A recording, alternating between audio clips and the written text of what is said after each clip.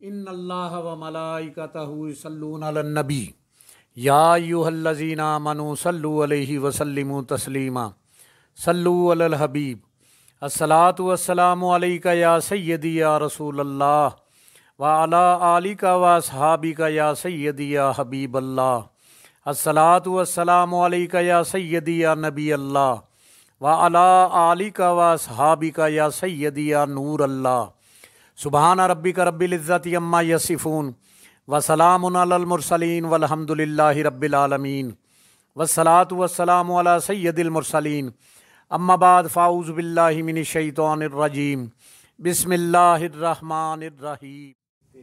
اصحاب فیل و لشکر ابابیل، یمن و حبشہ کا بادشاہ ابرا تھا۔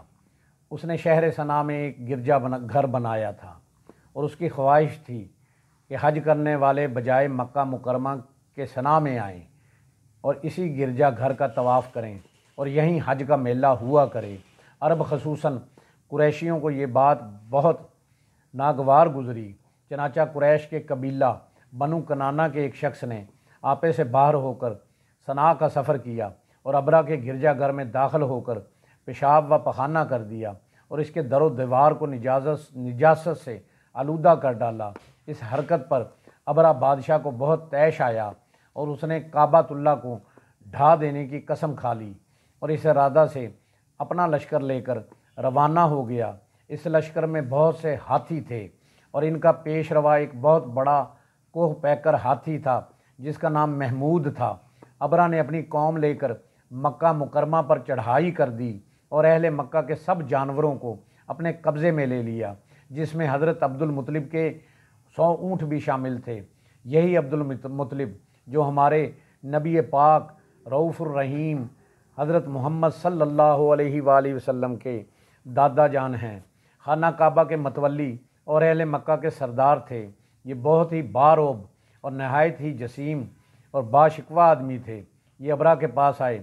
ابرا نے ان کی بہت تعظیم کی اور ان کا آنے کا مقصد پوچھا تو آپ نے فرمایا، تم میرے اونٹوں کو مجھے واپس دے دو۔ یہ سن کر ابرا نے کہا کہ مجھے بڑا تعجب ہو رہا ہے کہ میں تمہارے کعبے کو ڈھانے کے لیے فوج لے کر آیا ہوں جو تمہارا اور تمہارے باپ دادا کا ایک مقدس و محترم مقام ہے۔ آپ نے اس کے بارے میں کچھ بھی مجھ سے نہیں کہا، صرف اپنے اونٹوں کا ہی مطالبہ کر رہے ہیں۔ حضرت عبد المطلب نے فرمایا کہ میں اپنے اونٹوں کا مالک ہوں، اس لیے اونٹوں کے لیے کہہ رہا ہوں، اور کعبے کا جو مالک ہے وہ خود اس کی حفاظت فرمائے گا، مجھے اس کی فکر نہیں۔ ابرا نے آپ کے اونٹوں کو واپس کر دیا۔ پھر آپ نے قریش سے فرمایا کہ تم لوگ پہاڑوں کی گھاٹیوں اور چوٹیوں میں پناہ گزین ہو جاؤ۔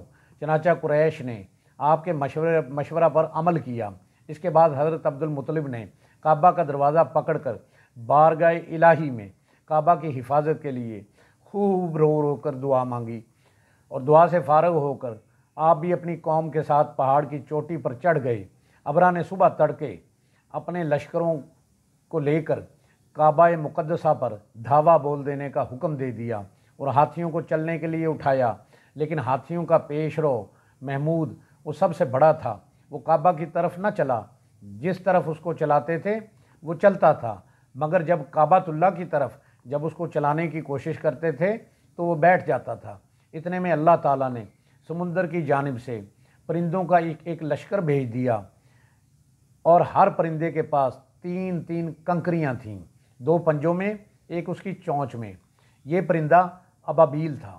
ابابیلوں کے اس لشکر نے ابرا کی فوج پر اس زور کی سنگ باری کی کہ ابرا کی فوج بدحواس ہو کر بھاگنے لگی، مگر کنکریوں گو چھوٹی چھوٹی تھیں، لیکن وہ قہر الہی کے پتھر تھے، اور پرندہ جب ان کنکریوں کو گراتے تو سنگریز سے فیل سوار کے خود کو توڑ کر، سر سے نکل کر، جسم کو چیر کر ہاتھی کے بدن کے چیتھڑے اڑا دیتی اور وہ زمین پر گر جاتے۔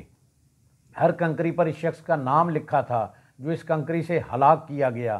اس طرح ابرا کا پورا لشکر ہلاک و برباد ہو گیا اور کعبۃ اللہ کے فضل سے محفوظ رہ گیا، اور اس واقعے میں صرف ایک ہاتھی ہی بچا جس کا نام محمود تھا۔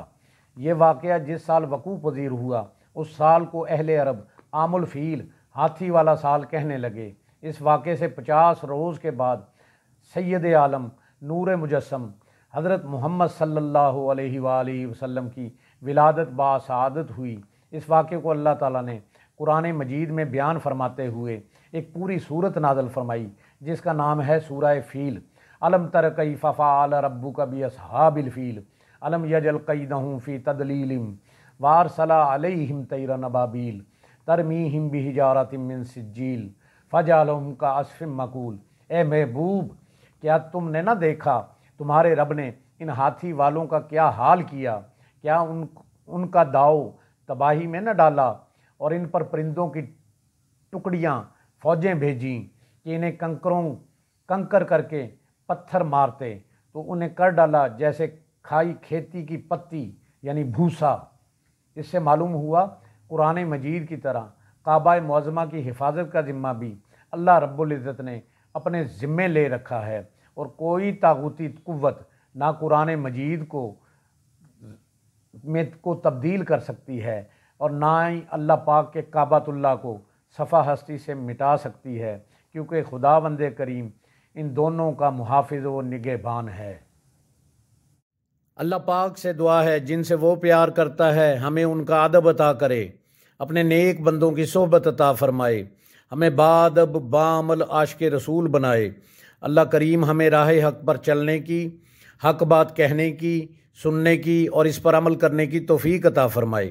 ہم سب کی جان آقا کریم صلی اللہ علیہ وآلہ وسلم کا فرمان عالی شان ہے، جو شخص میری امت میں نیکی پھیلائے یا اچھی بات پہنچائے اللہ اس سے پیار کرتا ہے اور جنت اس کا مقدر ہے۔ گناہ گار ہیں، بدکار ہیں، سیاہ کار ہیں میرے مولا، جو بھی ہیں تیرے محبوب کی امت میں سے ہیں۔ یا الہی کر کرم کروا کرم، دونوں جہاں میں رکھ شرم۔ جس کسی نے بھی دعا کے واسطے یا رب کہا، کر دے پوری آرزو ہر بے کس و مجبور کی۔ جس کسی نے بھی دعا کے واسطے یا رب کہا، کر دے پوری آرزو ہر بے کس و مجبور کی۔